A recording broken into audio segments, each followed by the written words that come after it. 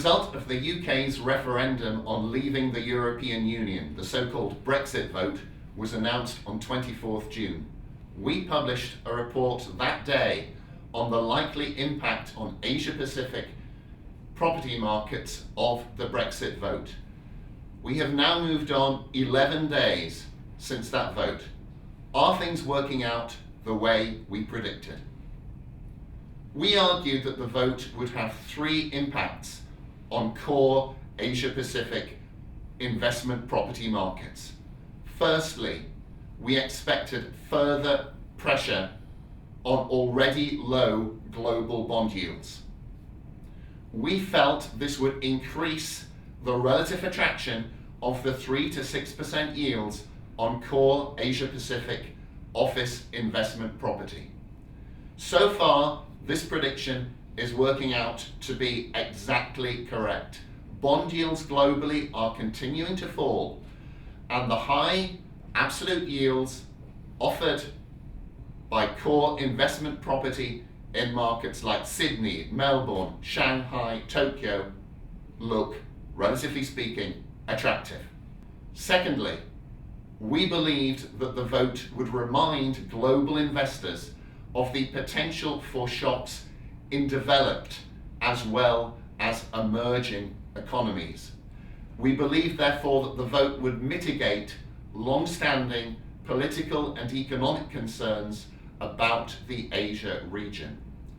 It will take longer for this consequence to be felt, but we stand by the prediction that we made. Thirdly, we thought that the vote could well mean that real interest rates stay low in the Asia-Pacific region for longer than we have assumed up to now, to the near-term benefit of Hong Kong and other regional markets. This is certainly happening. The Governor of the Bank of England has recently hinted that the next move in UK interest rates could well be downwards.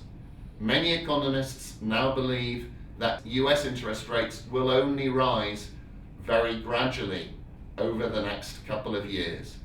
If that is the case, then interest rates are likely to stay very low in the Asia-Pacific region for some time yet.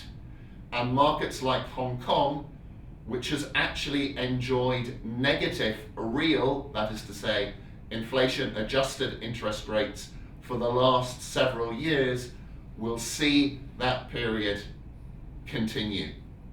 Another development to highlight over the 11 days since the vote has been investors' moves towards perceived safe haven currencies. We see this, for example, in the continuing downward move of the Chinese renminbi against the US dollar. The renminbi now stands at a 5-year low relative to the US dollar. We also see it in the strength of the Japanese yen, which is very close to a 2-year high against the US dollar. These moves will have concrete implications for Asia-Pacific property markets. Thank you. We will come back in 10 days' time to update you further regarding the implications of Brexit for the Asia-Pacific region.